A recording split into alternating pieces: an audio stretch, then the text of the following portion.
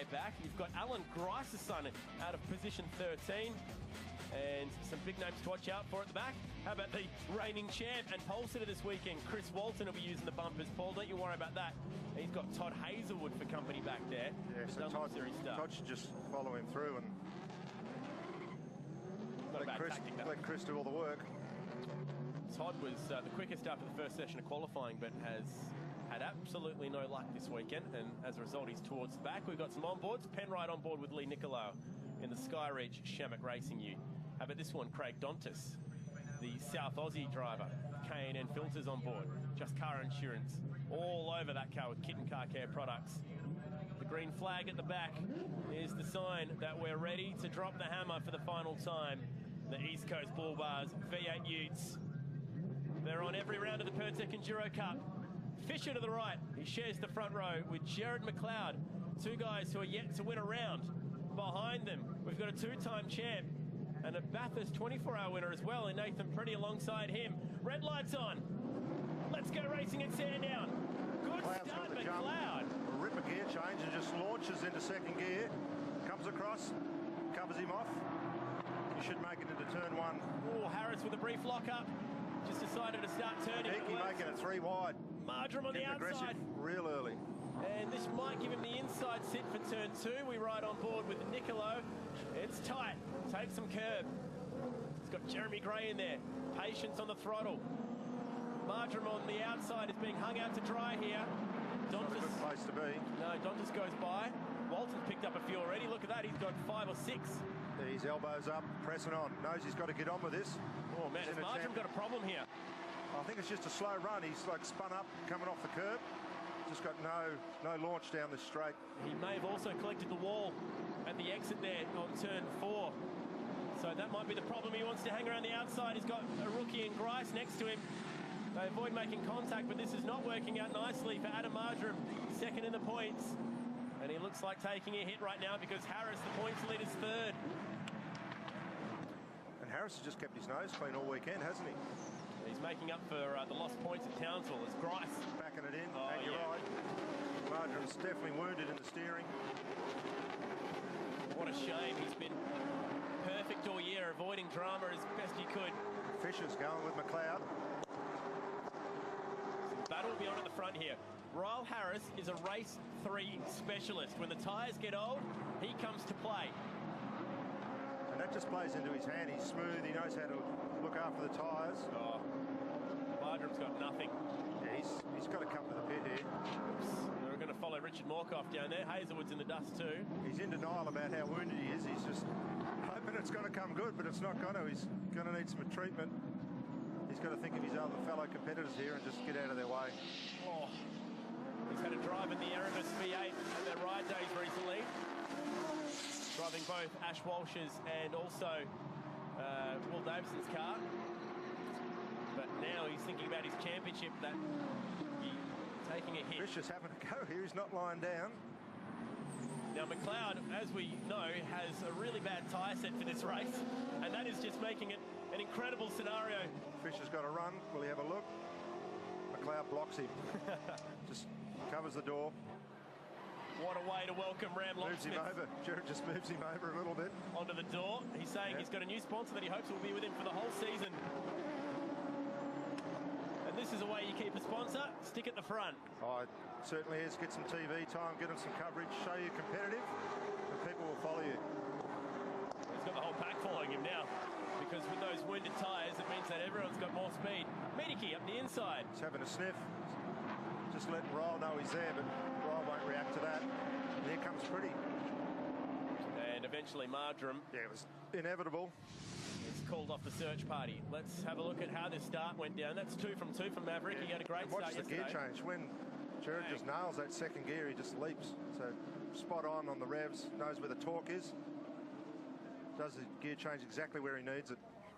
Bit of smoke from the Holidays for Life entry. Now Marjoram was on the outside there, and he tried to just hang tough, but unfortunately didn't pay off. Oh, just bogged down a little bit there for Fisher. And spun it up, and a bad gear change. Hit the limiter, pulled second, lost a lot of time.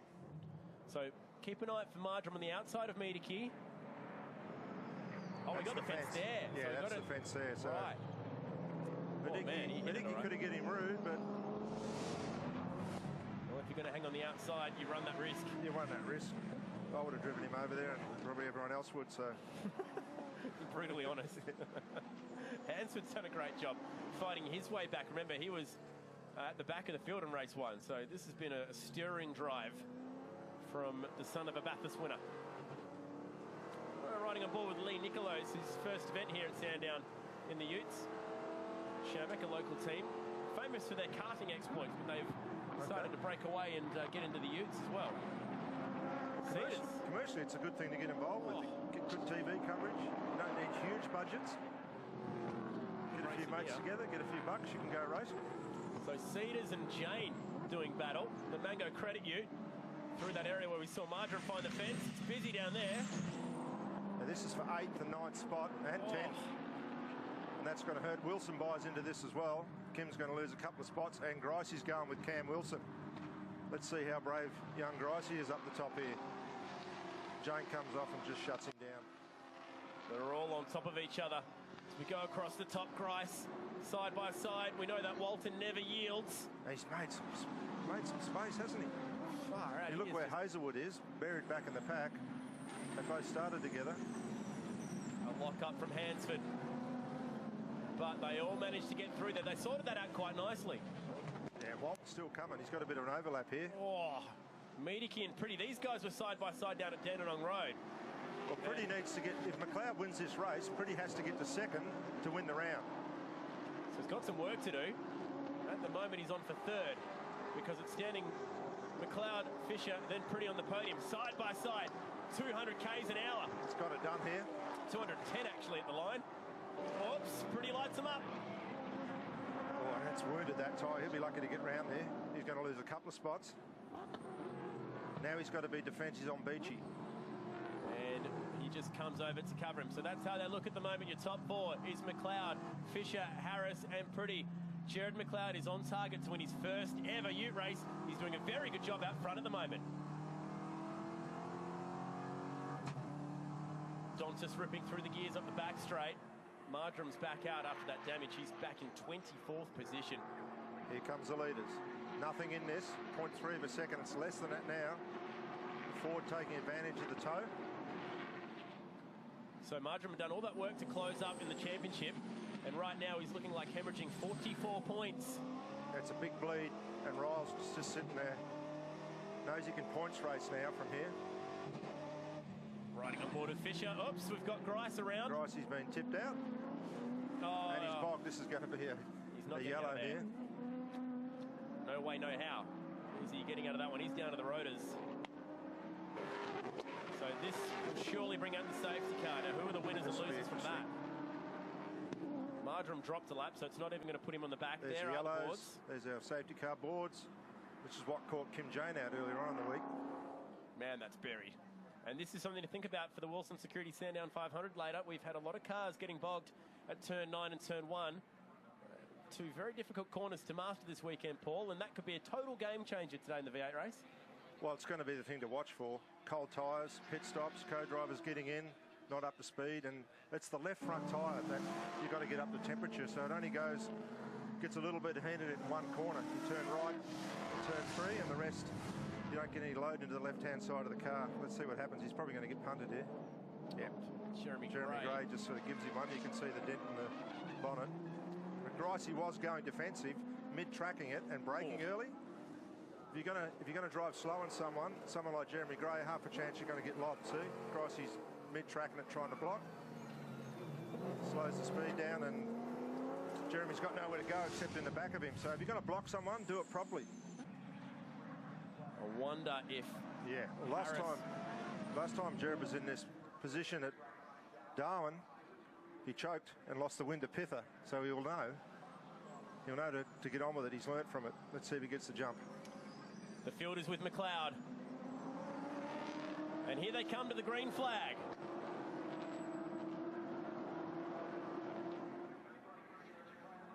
Racing once again in the East Coast Bull Bars V8 Ute Series after that brief safety car period, and it's absolutely on with Walton in the background. He's fought his way through most of this field. Our leader is McLeod, and it's tight down there at turn 1. Mediki goes the long way around his Matt Stone Racing teammate. Fisher having a look around the outside. No room there. Hard on the brakes. McLeod deserves the win. He was leading for all of yesterday's race too on the same tyres that he has right now. And he got cruelly punted in the tailgate and it cost him. Yeah, so by Mediki, but his best ally right now is Mediki. If Mediki can range up at the back of Fisher, it'll take the pressure off McLeod. Look at this. Walton from the back, storms past Cam Wilson.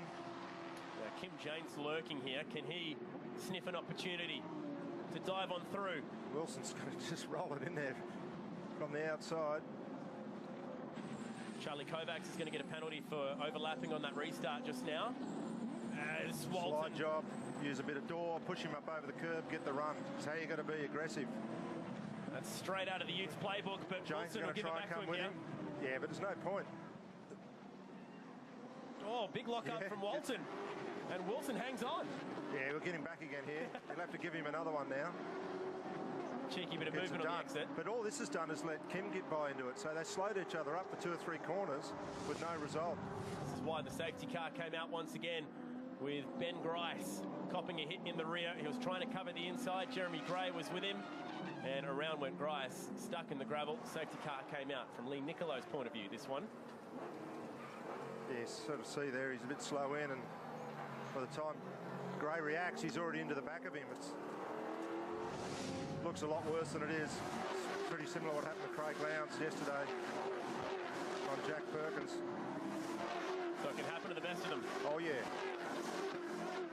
Oh, look at him slide out on old Yokohama tyres, trying to get some grip on the concrete and the curbs. McLeod's got a bit of a breathing room here. That's how it looks. It's so tight at the top for the round. Whoever finishes higher between McLeod and Fisher gets to win their first ever round. That's pretty much the scenario. Fisher really close to the tailgate Has a look. He knows he's got to rattle him. Beachy gets pushed wide. So here comes Great. He was having such a good weekend into that point, Beachy, but he managed to pull it up quite Nathan nicely. going around the outside here. He'll have the line for the next corner. This is an old trick. If he can just jam it in here now, he's going to get it done. So around the outside, take the line off him. Oh, Dontas not going out quietly though. No, but he'll have the line for turn 1. So 4 corners before he was working on this move just shows Nathan's experience. Done a lot of racing, always thinking ahead. How good is this? You could just about reach out and grab him at over 200 k's an hour. The former teammates from last year. Dontas, you're never going to go around there on the outside. Here comes Walton too. I guarantee you, if Walton gets back to the back tailgate of Nathan Pretty, he's going to be hanging out of the fence. That's basically what he said.